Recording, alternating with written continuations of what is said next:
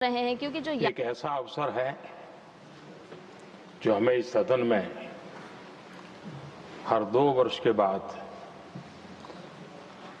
कुछ भावुक पलों में डुबो देता है। इस विशेष अवसर पर आपने मुझे अपनी भावनाएं प्रकट करने के लिए जो अवसर दिया, इसके लिए मैं आपका बहुत बहुत आभारी हूं। आदरणीय सभापति जी, सदन के अंदर अनेक विषयों पर चर्चाएं होती हैं। हर किसी का बहुत ही महत्वपूर्ण योगदान होता है। कुछ खट्टे मीठे अनुभव भी रहते हैं, लेकिन आज जब ऐसा अवसर आता है तो स्वाभाविक रूप से दलगत भावना से ऊपर उठ करके हम सबके भीतर एक समान भाव प्रकट होता है। यार, ये हमारे साथी अब किसी और विशेष काम के लिए आगे बढ़ रहे हैं। यहां से जो साथी विदाई ले रहे हैं, कुछ फिर से आने के लिए विदाई ले रहे हैं और कुछ विदाई के बाद यहाँ का अनुभव लेकर के समाज जीवन में कुछ न कुछ विशेष योगदान के लिए जा रहे हैं। जो जा रहे हैं लेकिन आने वाले नहीं हैं,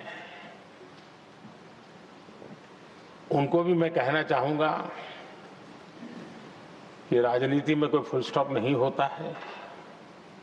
भविष्य आपका भी इंतजार कर रहा है और आपका अनुभव, आपका योगदान राष्ट्र जीवन में हमेशा हमेशा बना रहेगा।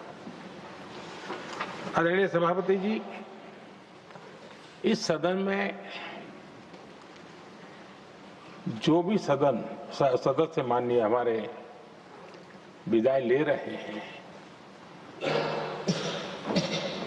कुछ सदस्य ऐसे हैं जिनको शायद उस समय जाने का समय कार्यकाल आएगा जब सदन नहीं चलता होगा। कुछ है जिनको ऑलरेडी सदन के दरमियान ही विदाई मिल रही है। लेकिन ये जाने वाले सभी माननीय सांसदों का बहुत ही उत्तम योगदान है, इसलिए लेकिन मैं जरूर कहूंगा, आदरणीय देवगौड़ा जी, आदरणीय खड़गे जी, आदरणीय शरद पवार जी, ये ऐसे वरिष्ठ लोग हैं जिनके जीवन का आधे से अधिक उम्र संसदीय कार्य प्रणाली में गई है और इतने लंबे अनुभव के बाद भी सभी नए सांसदों ने सीखना चाहिए वैसे समर्पित भाव से सदन में आना, जो भी हमसे उनसे बन सकता है उतना योगदान करना, यानी समाज में से जो जिम्मेवारी मिली है उसके प्रति पूरी तरह समर्पित रहना, ये इन सब वरिष्ठ लोगों से हम जैसे सबको सीखने जैसा है और मैं उनके योगदान की भूरी भूरी सराहना करूंगा, क्योंकि इतना लंबा कार्यकाल छोटा नहीं होता है, बहुत महत्वपूर्ण है। उसी प्रकार से हमारे उपसभापति जी हरिवंश जी विदाई ले रहे हैं।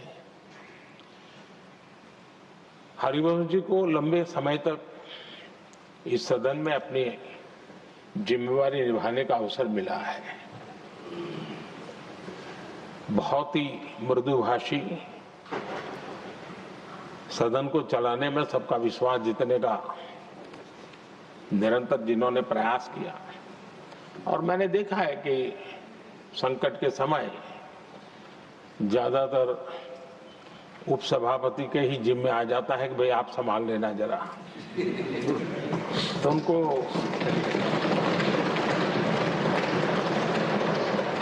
एक लंबा एक्सपीरियंस होता है, सबको जान भी लेते हैं, भली बात ही जान लेते हैं, लेकिन उनका भी योगदान। और जब भी, और मैंने देखा कि जब सदन का समय नहीं होता है तो देश के कोने में कहीं न कहीं वो यूथ के साथ मिलना जुलना, देश की परिस्थितियों के संबंध में उनको अवगत कराना, उनमें एक देश के प्रति संवेदनाएं पैदा करने का वो निरंतर काम। वे कलम के धनी तो है ही हैं, लेकिन कर्म कठोर के नाते भी मैं कहूंगा कि उन्होंने भारत के हर कोने में जाकर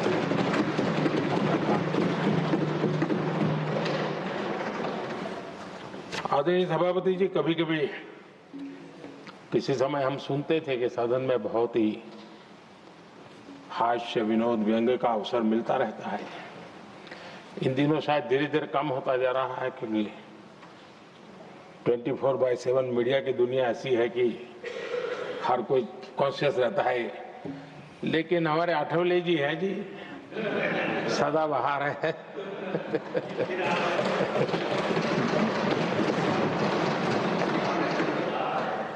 आठवले जी जा रहे हैं, लेकिन यहाँ पर किसी को खोट महसूस नहीं होगी, वो व्यंग्य विनोद भरपूर परोसते रहेंगे।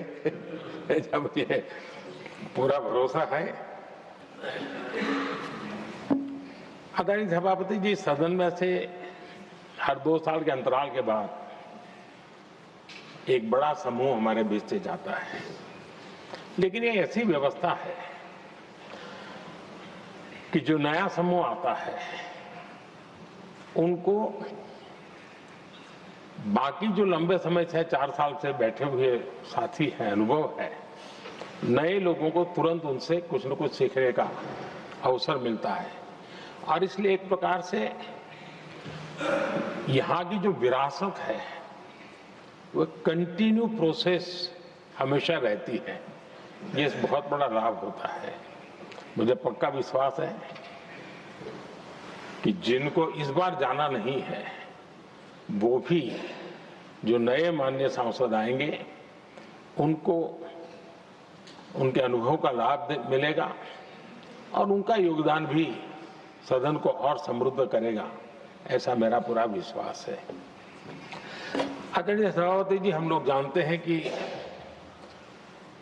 जीवन में या सार्वजनिक जीवन में जब भी कोई महत्वपूर्ण निर्णय करना होता है तो परिवार के लोग बैठ करके मन बना लेते हैं कि ऐसा करना है, लेकिन फिर भी कहते हैं अरे ऐसा करो, उनसे जरा पूछ लीजिए, एक सेकंड ओपिनियन ले लीजिए किसी वरिष्ठ से।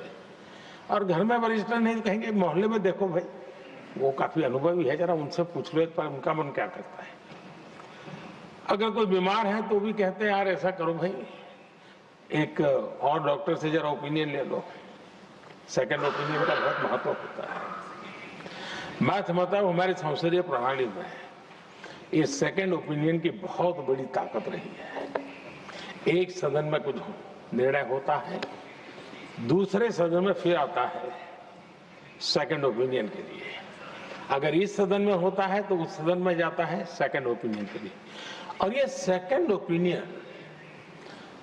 उस सारी बहस को, उस सारे निर्णय प्रक्रिया को एक बहुत बड़ा नया आयाम दे देती है। और वो मैं समझता हूं कि हमारी निर्णय प्रक्रिया को समृद्ध करती है। तो इसलिए सदन में जो माननीय सांसद बैठते हैं उनके लिए एक खुलापन रहता है कि भाई चलो इस सदन में नहीं तो उस सदन में एक अच्छा ओपिनियन नया आएगा, उस सदन में नहीं तो इस सदन में एक नया ओपिनियन आएगा। तो ये सेकंड ओपिनियन ये हमारे लोकतंत्र में एक बहुत बड़ा कंट्रीब्यूशन है, जो जिस विरासत को हमें संभालना हमारे जो माननीय सांसद विदाई ले रहे हैं उनका तो योगदान रहा ही है, और इसके लिए भी मैं उनका साधुवाद करता हूं।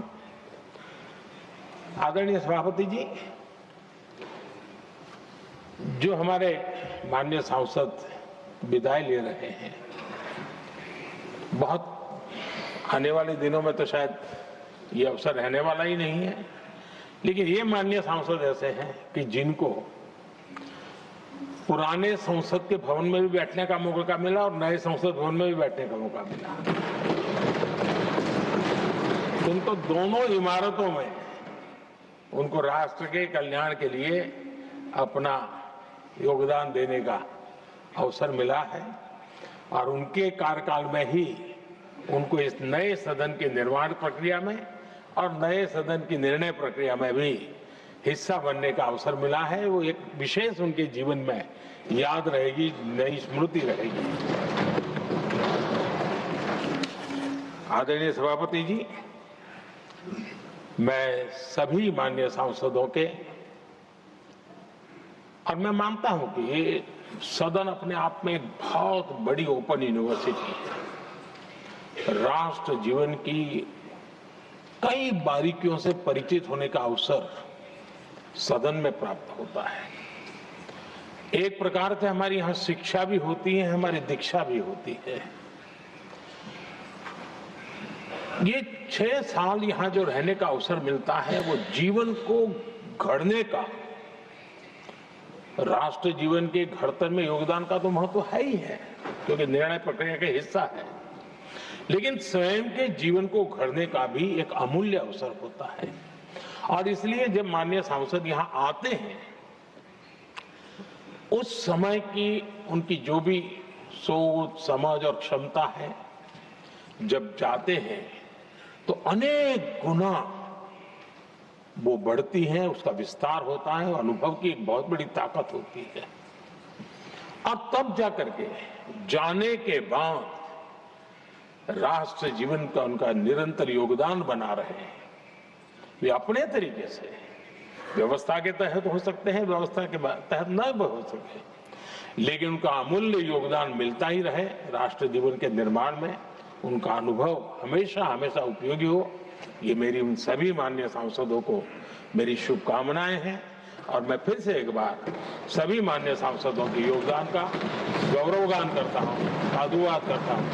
बहुत बहुत धन्यवाद।